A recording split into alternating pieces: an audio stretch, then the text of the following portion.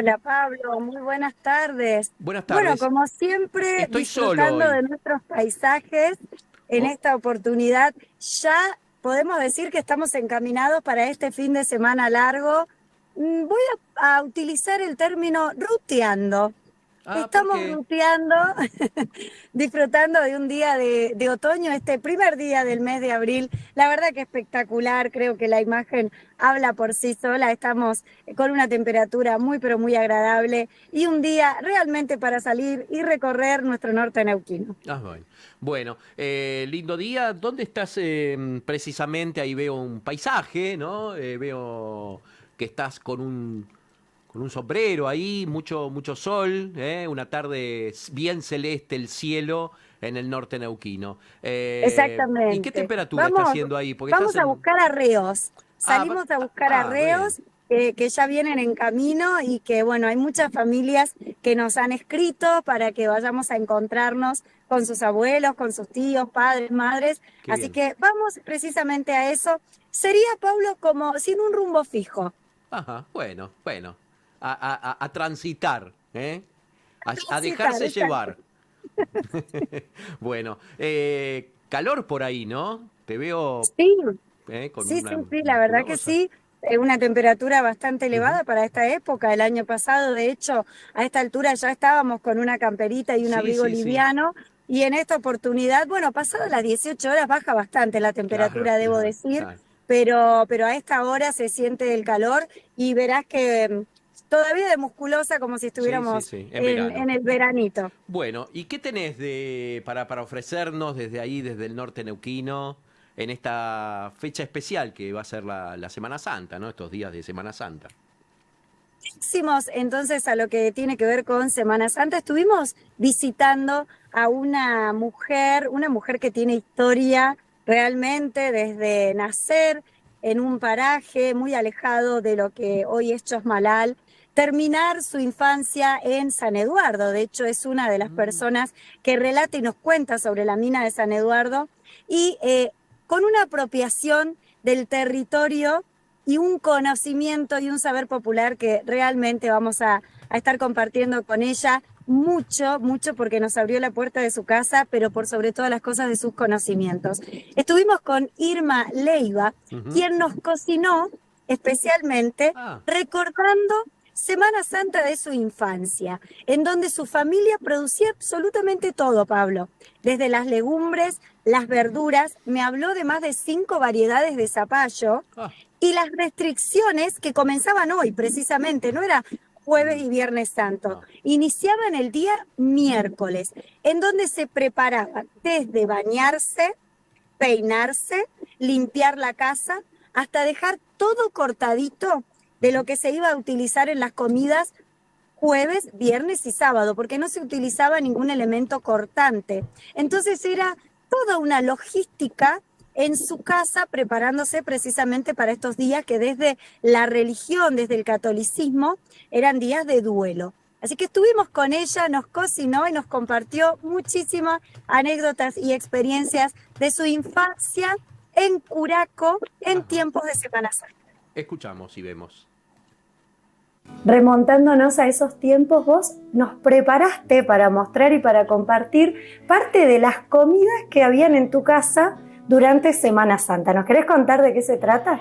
Mi mamá le llamaba a esto porotos poicao. No sé qué significa, no sé, mi madre, lo que pasa es que los porotos no eran porotos de paquete, eran porotos que ella misma cosechaba y no eran porotos secos, eran porotos que estaban maduros, se desgranaban esos días y se hacía este tipo de comida. Se hacían distintas comidas, pero esta es una que llevaba muchas verduras, todas las verduras que habían se cebaban y todas las aromáticas, se le ponía todo eso. Para esta fecha siempre había choclos, chauchas, zapallos de distinto tipo, entonces se le ponía mucha verdura y se hacía, si quedaba con mucho caldo, se le ponía quinoa, que en mi casa digamos, en mi casa se le llamaba quingua. Mi madre cosechaban ellos la quinoa, así que se lavaba y se le ponía un poquito para que quedara un poco más espeso, tipo guiso, porque nosotros no teníamos arroz. O sea que todo lo que preparaban y elaboraban era lo que la tierra les daba, o sea, lo que tenían en la huerta y lo que producían. Sí, todo eso. Principalmente, ¿qué comidas recordás? Que bueno, ahora vamos a mostrar que nos has preparado para mostrar. Principalmente, ¿qué comidas?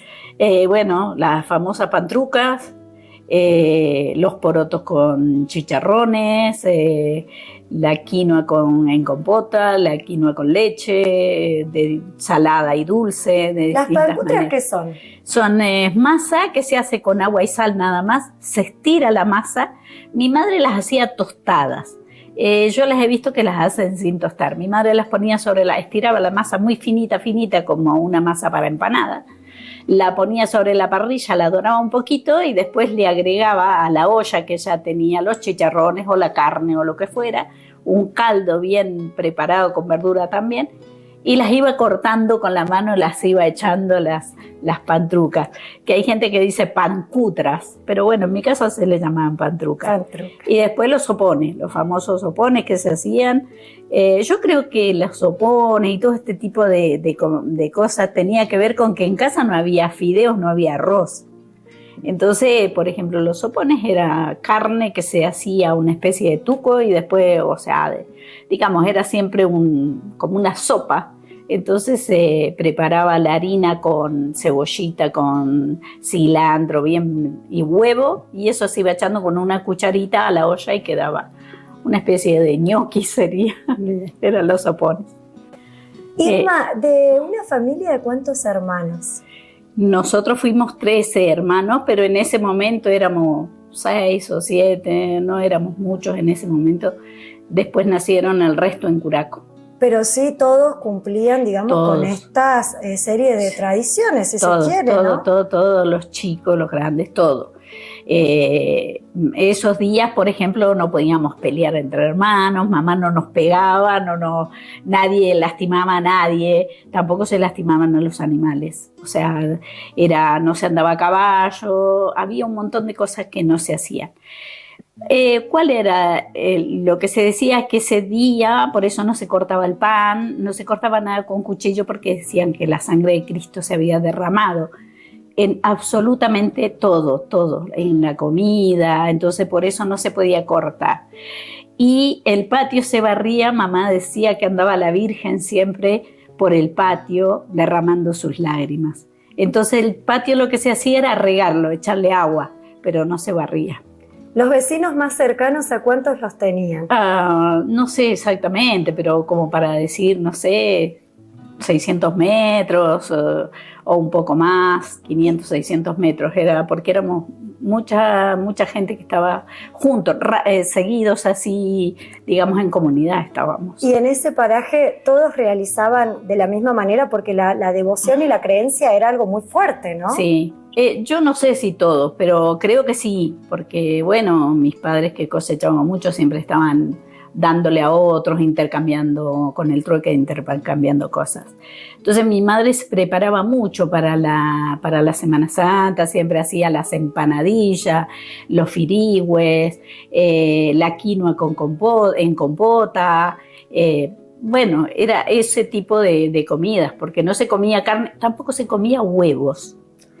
Una de las cosas que a mí hoy recordaba es que no se comía huevo y hoy me hiciste acordar cuando vi picar verdura, me hizo acordar mucho a mi mamá, porque era todo lo que venía de los animales no se comía.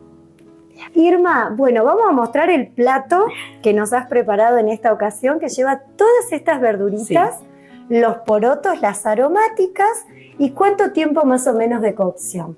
Más o menos, 40 minutos. No mal. El poroto porque este es poroto que yo tengo cocinado. Yo siempre estoy cocinando porotos porque los hago en escabeche, hago de distintas maneras. Entonces estos son porotos de paquete.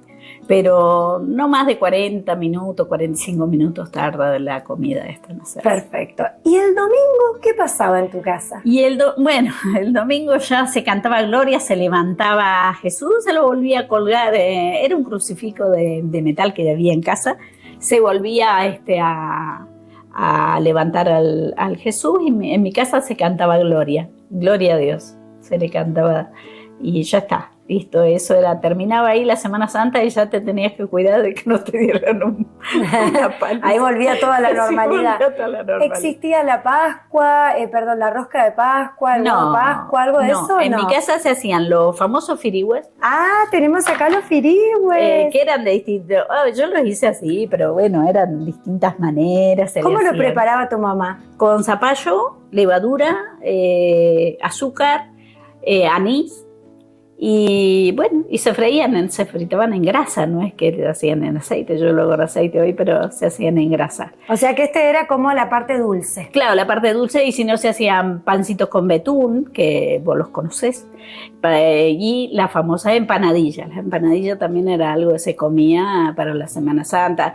Las empanadillas era como, digamos, como el comer a la madrugada, el comer en el desayuno, en toda la fiesta de San Juan, de Navidad, de Semana Santa, siempre estaban las empanadillas. Que son rellenas con frutas. Sí, con orejones de pera. En mi casa se hacía con orejones de pera. Yo he visto que las hacen con otras cosas, pero para mí la empanadilla es con orejones de pera.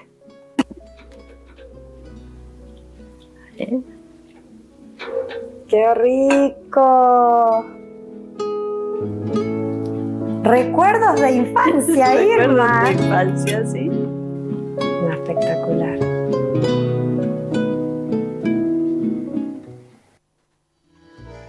Bueno, ahí veíamos la nota con Irma Leiva junto a Celina Barchiesi, estas tradicionales, ¿no? Estas tradiciones de Semana Santa. Qué lindo meterse en la cocina de Irma, ¿eh? Qué lujo. La verdad que sí, y me vuelvo a emocionar porque ella estaba muy movilizada. Uno a veces lleva algunas tradiciones y una forma de vida, quizás por inercia, Pablo, pero no nos detenemos a sentir nuevamente todo lo que nos atravesó en nuestra infancia, compartiendo con la familia y con personas que, bueno, que ya no están. Es precisamente ese nuestro objetivo cuando nos encontramos con estas historias de vida, con estos relatos y con este saber popular.